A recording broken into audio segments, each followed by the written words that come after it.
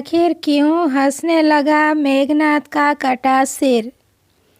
महर्षि वाल्मीकि द्वारा रचित हिंदू धर्म ग्रंथ रामायण में उल्लेख मिलता है कि रावण के बेटे का नाम मेघनाद था।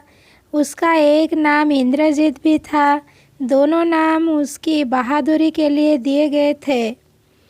दरअसल मेघनाद इंद्र पर जीत हासिल करने के बाद इंद्रजित कहलाया और मेघनाद नाम मेघों की आड़ में युद्ध करने के कारण पड़ा।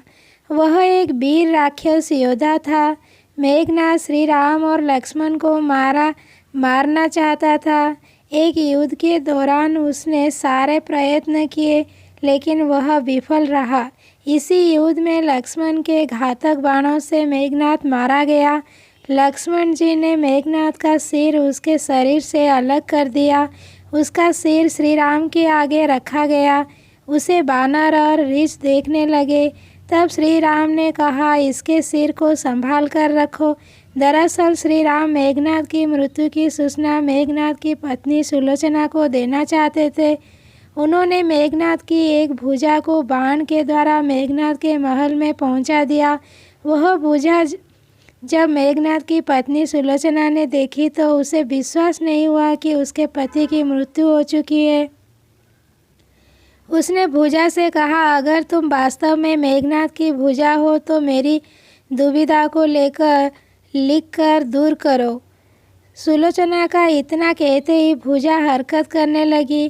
तब एक सेविका ने उस भुजा को खड़िया लाकर हाथ में रख दी।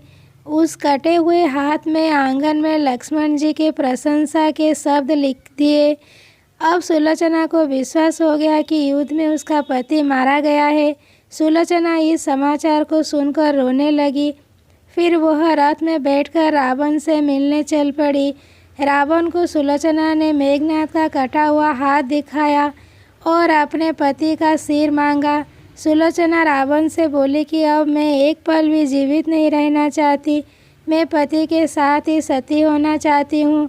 तब रावण ने कहा, पुत्री 4 घड़ी प्रतीक्षा करो, मैं मेघनाद का सिर शत्रु के साथ लेकर आता हूँ। लेकिन सुलोचना को रावण की बात पर विश्वास नहीं हुआ। तब सुलोचना मंदोदरी के पास गई। तब मंदोदरी ने कहा, तुम राम के पास जाओ, वह बहुत दयालु हैं। सुलोचना जब राम के पास पहुंची तो उसका परिचय विभीषण ने करवाया। सुलोचना ने राम से कहा, हे राम, मैं आपकी शरण में आई हूँ। मेरे पति का सिर मुझे लौटा दे ताकि मैं सती हो सकूं। राम सुलोचना की दशा देखकर दुखी हो गए। उन्होंने कहा कि मैं तुम्हारे पति को अभी जीवित कर देता हूँ। इस बीच उसने अपने आप बीती भी सुनाई। सुलोचना ने कहा कि मैं नहीं चाहती कि मेरे पति जीवित होकर संसार के कष्टों को भोगे। मेरे लिए सौभाग्य की बात है कि आपके दर्शन हो गए। मेरा जन्म सार्थक हो गया। अब मैं जीवित रहने की कोई इच्छा नहीं। राम के कहने पर सुग्रीव मेघनाद का सिर ले आए, लेकिन उनके मन में यह आशंका थी कि मेघनाद के कटे हाथ ने लक्ष्मण का गुणगान कैसे किया।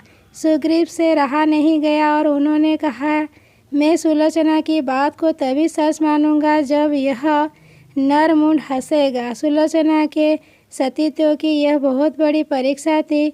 उसने कटे हुए सिर से कहा, हे स्वामी, जल्दी हंसिए, वरना आपके हाथ में जो लिखा है उसे ये सब सत्य नहीं मानेंगे।